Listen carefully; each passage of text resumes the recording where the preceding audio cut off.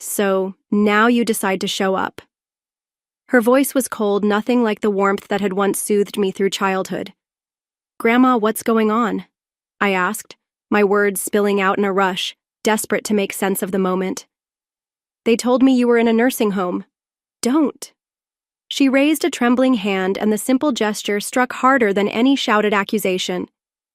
Your grandfather called you again and again. He was asking for you on his deathbed, wanting to say goodbye to his little scientist, but you never answered, never came. How could you be so cruel? Rosalind, let me see the number he was calling, I said, struggling to keep my voice steady. Please, Grandma. I need to understand. She hesitated, then disappeared inside. When she returned, she held a small notepad in her shaking hands. The number scrawled across the page was in Grandpa's familiar handwriting. A cold knot twisted in my stomach. That's not my number, I whispered, my breath catching. I've had the same one since high school. They gave you a fake number. Her sharp expression flickered, uncertainty breaking through. A fake number? She echoed. Your parents told us you changed it when you left for university, she added, her voice quieter now. They said you wanted to distance yourself from us. Everything started clicking into place. Grandma, I came home over break. Clara was here. She wouldn't let me in. She said no one was home. Then Mom and Dad told me you and Grandpa were in a nursing home. She went pale. A nursing home? We never... Her voice wavered, her hands trembling. Clara and your parents told us you were too busy with your new life to visit, that you were embarrassed by us, that you didn't want anything to do with your family anymore. They said what? My knees nearly buckled, and I gripped the porch railing for support. How could they? They told us the funeral was at 2 p.m. today, I said, my throat tightening around the words. When I got to the church, it was already over. They said I mixed up the times, but I didn't. I would never... Grandma's breath hitched. The funeral was at 10 a.m., she whispered, horror dawning in her eyes. Your parents stood in front of everyone, saying how ashamed they were that you couldn't even bother to come. Clara cried, swearing she tried so hard to reach you. Tears blurred my vision. A heartbeat later, I was in Grandma's arms, both of us shaking, sobbing on the front porch, the weight of betrayal and grief crushing down. He died thinking I abandoned him, I choked against her shoulder. Grandpa died thinking I didn't care. Grandma's arms tightened around me, her tears falling freely into my hair. We know the truth now, she whispered. We know. After we dried our tears, Grandma picked up the phone. Her fingers trembled slightly as she dialed, but her voice was steady. Karen? Yes, it's me. I need you, Michael and Clara, to come over right away. There are some important documents we need to discuss. No, it can't wait. When she hung up, she looked at me with determination in her eyes. They'll be here in an hour. The lawyer is on his way too. When the doorbell rang, Grandma squeezed my hand. Stay in the kitchen until I call you. I listened from the other room as they entered. I heard Mom's practiced social laugh, Dad's formal tone, and Clara's bored sigh. Then Grandma's voice, sharp and commanding. Please, everyone, take a seat. Mr. William is here to read Thomas's will. That was my cue. I stepped into the living room just as the lawyer opened his briefcase. The looks on their faces were unforgettable. Mom's perfect smile froze in place, Dad's face turned pale, and Clara's jaw dropped in shock. Mr. William cleared his throat and began. I, Thomas Walker, being of sound mind, declare this to be my last will and testament. The room fell silent except for the sound of rustling papers. First came the house, left to Grandma, along with a substantial sum for her care and maintenance. Then the part that made Clara's face flush red with anger. To my granddaughter, Rosalind Walker, I leave my newly constructed Ed Laboratory facility at 1550 Pine Street, fully equipped and ready for her research work. All necessary permits and paperwork have been processed and finalized. I couldn't believe my ears. Grandpa had built me a lab, my very own research facility. The remainder of my estate, Mr. William continued, is to be divided equally between my granddaughters, Rosalind and Clara Walker. Clara pushed her chair back abruptly and stood up, her face contorted with fury. But before she could say anything, Grandma raised her hand. "There's more," she said, pulling out a letter. "Your grandfather wanted this to be read as well." I braced myself as she unfolded the letter, memories of Grandpa flooding my mind. "Where should we put this one?" Grandpa would ask each time I brought home a new trophy or diploma. "In the box with the others," I'd reply, pulling out the special cardboard box I kept under my bed. I never displayed my awards, not because I wasn't proud, but because I didn't want to seem boastful. Mostly, though, I knew my success made my parents uncomfortable. Clara, of course, had her own take. "Nobody likes a know-it-all," she'd sneer. But she didn't mind asking me for help with her science homework, or better yet, just doing it for her. "Clara, that's cheating," I protested, watching her copy my answers. "Rosalind, help your sister right now," Mom would command in that tone that left no room for argument. Family helps family. And just like that, I'd end up doing Clara's homework, feeling like a fraud but too afraid to stand up to my parents. It became a predictable pattern. Clara would demand, my parents would insist, and I would comply. I hated it. But what choice did I have? Sometimes I'd overhear my parents talking about me when they thought I wasn't listening. Their hushed voices would drift up the stairs to my room, where I'd be hunched over my chemistry set or poring over the latest research paper. "I just don't understand where she gets it from," Mom would say, exasperation lacing her words. "No one in our family is like this."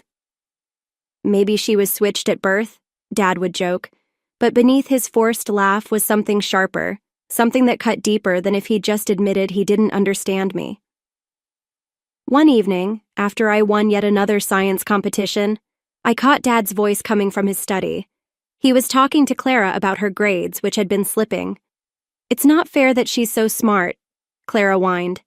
Dad sighed. "Listen, sweetheart, we need to focus on you. Rosalind. Well, she'll be fine on her own." I pressed my back against the wall, fists clenched, willing the sting in my eyes to fade. They thought they were justifying their neglect with logic, as if being capable somehow meant I didn't need love or support. At school, I was the odd one out, the girl who spent lunch breaks in the lab instead of the cafeteria. People sought me out when they needed help with their science homework, but real friendships? Those were rare. The only people who truly understood me were Grandma and Grandpa. They were my safe haven. "Look what I found for you," Grandpa would say, pulling out a stack of scientific journals or a new tool for my experiments. "Thought this might interest you." They never made me feel like I was too much or too different. They listened, really listened, as I explained my latest projects, their eyes alight with curiosity and pride. Yet, despite their unwavering support, the void left by my parents' indifference stretched wide and unfilled. At school events, I'd watch other families' mothers beaming with pride, fathers hugging their children, siblings cheering each other on, and feel an ache so deep it was almost physical. Then came the news that changed everything. At 16, I had completed all my high school requirements and earned a full scholarship to one of the top universities in the country. The day I left felt like taking my first real breath of fresh air. The campus buzzed with energy, and for the first time, I wasn't the odd one out. In my advanced chemistry class, I met Ada and Michael, two people who got just as excited about molecular structures as I did. We'd spend hours in the lab, tossing around theories, laughing over failed experiments, celebrating discoveries that would make most people's eyes glaze over. For the first time in my life, I had friends who understood me. Still, a part of me clung to the hope that my family might one day see me really see me. I called home weekly, searching for something more than the usual distant, perfunctory conversations. "Yes, Rosalind, that's nice," Mom would say whenever I tried to share my research. Then, inevitably, she'd shift gears. "Oh, did you hear about Clara's new job? She's working at that fancy boutique downtown. As if my achievements were invisible. As if I were invisible. I didn't know it then, but my time at university was merely the calm before the storm. It happened during one of my routine calls home. I was midway through my second semester, deep into my research, when Mom's voice caught my attention. "And with your father's condition getting worse." She must have thought I was on mute. My stomach twisted. "What about Grandpa?" I interrupted, my heart hammering. "Mom, what's wrong with him?" There was a pause, far too long to be innocent. "Oh, Rosalind," she said, her voice shifting. "I didn't realize you were still on the line. It's nothing serious, just a minor health issue. He's already recovering." "I'm coming home," I said immediately, already calculating the fastest way to get there. No, don't be ridiculous," Mom said sharply. "You need to focus on your studies. Clara is helping them out. Everything's under control." Something about her tone felt off, but I tried to convince myself I was overthinking. Still, I couldn't shake the uneasy feeling, so I called Grandma right after. "Oh, yes, dear," Grandma said, her voice strangely distant. "Clara's been such a help. She comes by often to check on your grandfather." "Clara, the same sister who always said visiting our grandparents was boring?" Something didn't add up. 2 weeks later, I stood at my grandparents' familiar front door, my heart pounding. Instead of Grandma's warm welcome, I found Clara blocking the doorway. "What are you doing here?" she asked, her face a mask of fake surprise. "I came to see Grandpa and Grandma." "How is he?" "No one's home," she said quickly, too quickly. "They're out. Grandpa's sick. Where would they go?"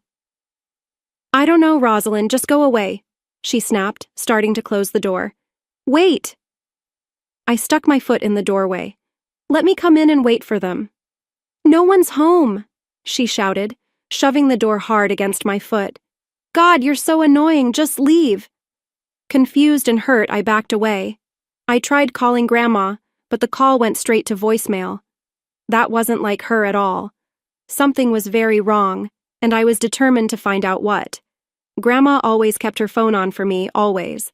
So, when I couldn't reach her that day, I didn't know where else to go but my parents' house. Maybe they had answers. When I walked into the kitchen, they both turned to look at me, startled. Dad didn't even try to hide his annoyance. "What are you doing home?" he asked, his voice clipped. "I came to see Grandpa and Grandma," I said, trying to steady my voice. "But they're not home. Clara wouldn't let me in." "Oh, honey," Mom interrupted, exchanging a glance with Dad. Her tone was light, but I could sense something beneath it. "We were going to tell you. Your grandparents are in a nursing home." The world seemed to lurch beneath me. "What?" I stammered. "Why didn't anyone tell me?" "It was a quick decision," Dad said smoothly, his voice frustratingly even. "They needed specialized care. It's better this way." "Which nursing home?" I demanded, my voice rising. "I want to visit them." "They're under quarantine right now," Mom cut in, too quickly, her words tumbling over each other. "No visitors allowed. Maybe next time." Something about the way they spoke calm, practiced, made me feel like I was slamming into an invisible wall. No matter how much I wanted to push, I knew I wouldn't get the truth. Eventually, I went back to university, but I couldn't let go of that conversation. The image of Clara's hostile glare, my parents' unnervingly smooth responses, and the door I had been kept from stepping through haunted me. Then came the call. It was a Tuesday morning, and I was in the middle of an experiment. The fluorescent lights above me seemed louder than usual, their hum pressing against my skull as my phone lit up with Mom's number. Something was wrong. I felt it before I even answered. "Rosalind," Mom said, her voice flat, devoid of warmth. "Your grandfather passed away last night." The test tube slipped from my fingers, shattering against the floor. The sharp crack echoed through the lab, loud as a gunshot. "What?" My voice came out in a whisper, fragile and disbelieving. "No." "The funeral's Thursday at 2 p.m., she continued, as if reading from a script. Don't be late. The call ended. I didn't bother cleaning up the broken glass. I barely registered my classmates' concerned glances as I rushed out of the lab, my mind spinning. Grandpa was gone. The one person who had always believed in me, who had encouraged me every step of the way, gone. And I hadn't even gotten the chance to say goodbye. The entire trip home was a blur. Memories flooded my mind, his warm smile, the way his eyes would light up when I talked about my research, the endless afternoons spent discussing science over cups of tea. And then, Thursday came. At 1:30 p.m., I pulled into the church parking lot, empty. A cold sense of unease coiled around my spine as I stepped inside. My footsteps echoed in the silent hall, the faint scent of cleaning products hanging in the air. A custodian stood nearby, mopping the floor. "The Walker funeral?" I asked, my voice trembling. He looked up, frowning. "That ended hours ago? They held it at 10 a.m. The words hit me like a physical blow. My knees nearly buckled as I grabbed onto a nearby pew for support. Frantically, I pulled out my phone and dialed my parents. Mom answered on the second ring.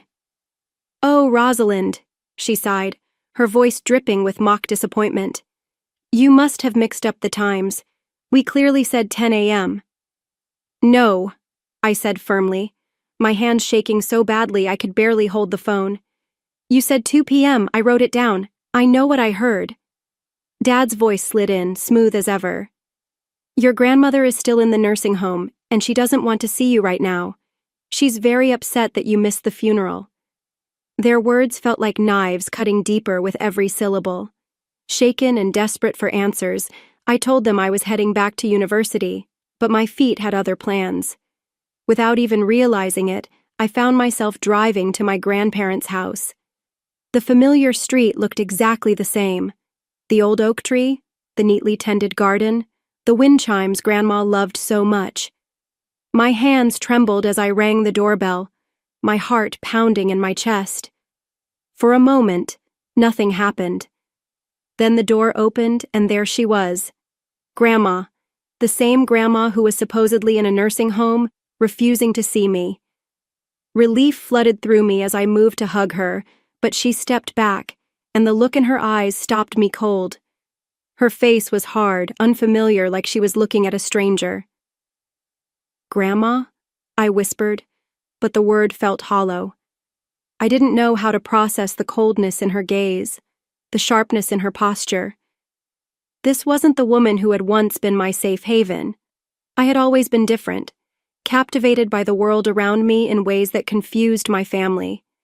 Even as a child, I'd collect leaves, rocks, or anything else I could examine with a tiny magnifying lens I'd taken from a cereal box. While Clara played with dolls and dreamed of being a princess, I was asking questions my parents didn't have time to answer. "Mom, why do leaves change color and fall?" I'd ask, holding up a bright red maple leaf. "Ask your teacher, Rosalind," Mom would reply, barely glancing at me. "I'm busy helping Clara with her dance costume." This was my childhood, a constant stream of questions about science and the environment met with dismissive answers.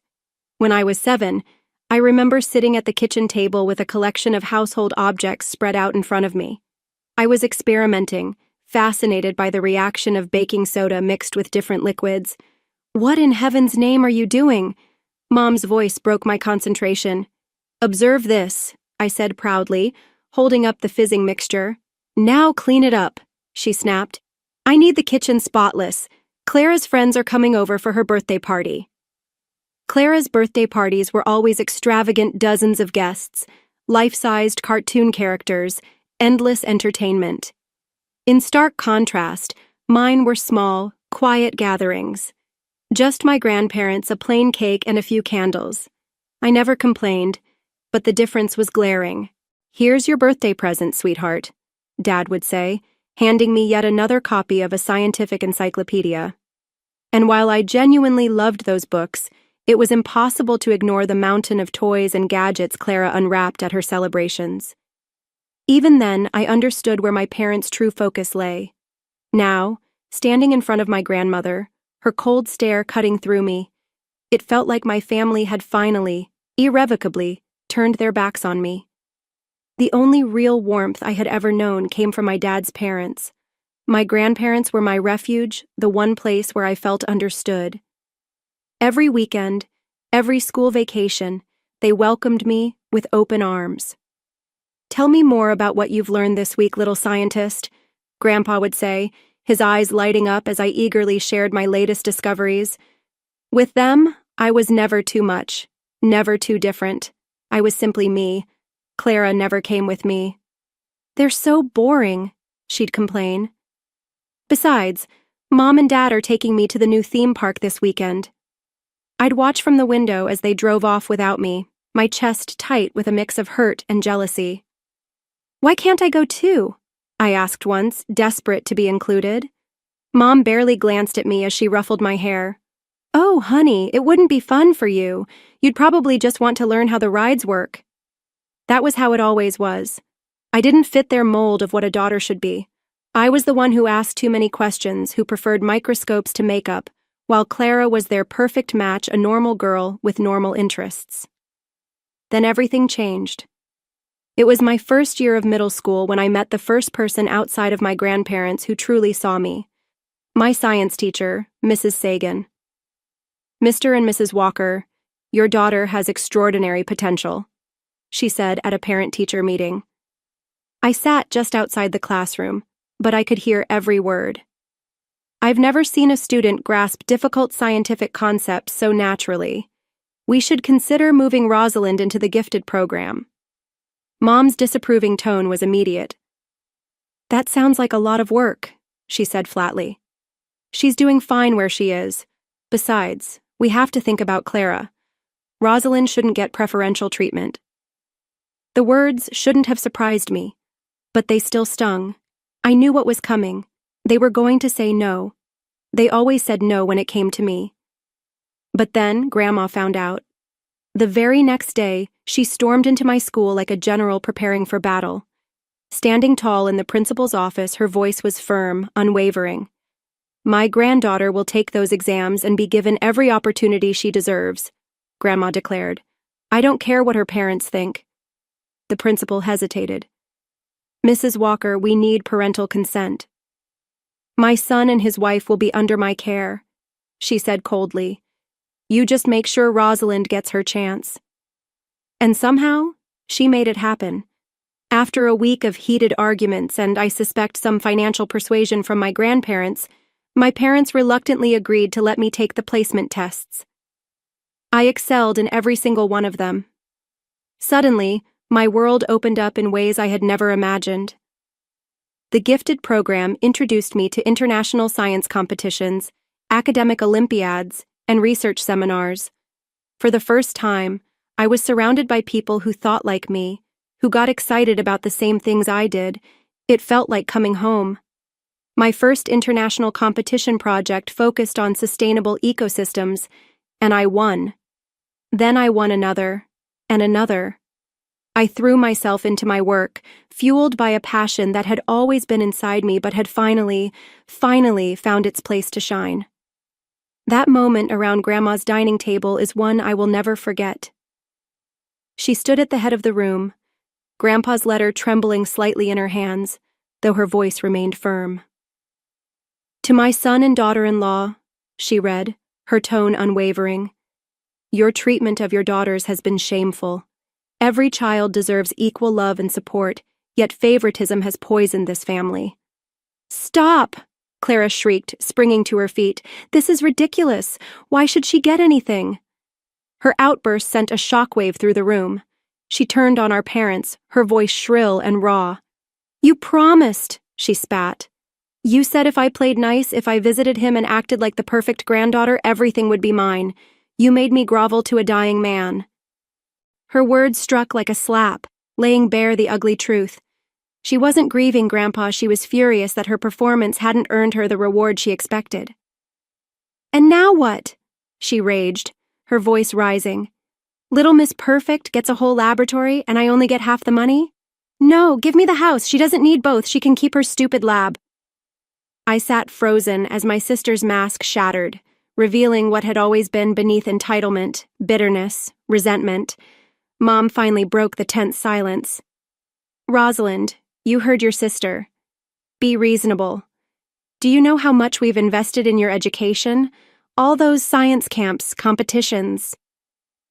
I almost laughed at the absurdity of it. "You didn't pay for any of that," I said quietly. "Grandma and Grandpa did." "That's not the point," Mom snapped, her frustration flaring. "Family means sacrifice. If you want to honor your grandfather's memory, you'll sign over your share to Clara. She needs it more than you do." "Honor his memory?" Grandma's voice cut through the room like a whip.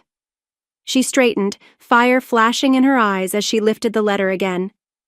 "Let me remind you exactly what Thomas had to say about this family's idea of sacrifice." She continued reading, her voice unwavering. "To my son and his wife, your blatant favoritism has poisoned this family.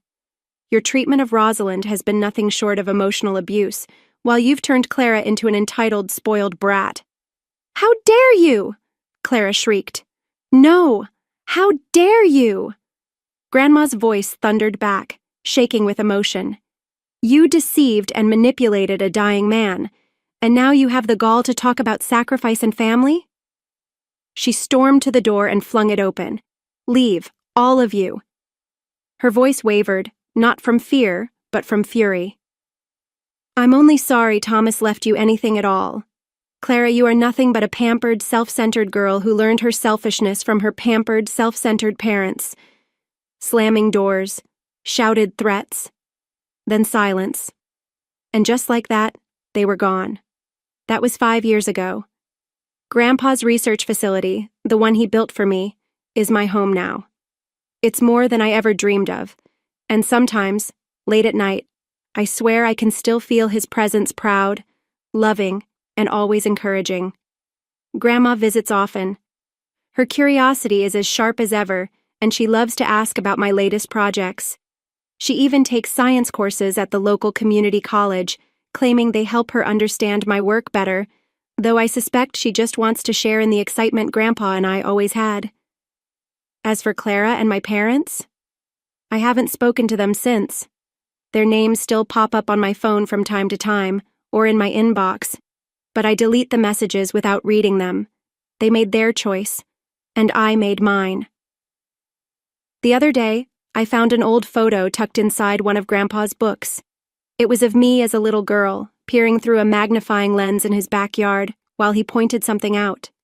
On the back, he had written, "My little scientist will change the world someday." I keep that photo on my desk now. It reminds me that family isn't always about blood. It's about the people who believe in you, who love you for who you are, and who celebrate your differences instead of trying to erase them.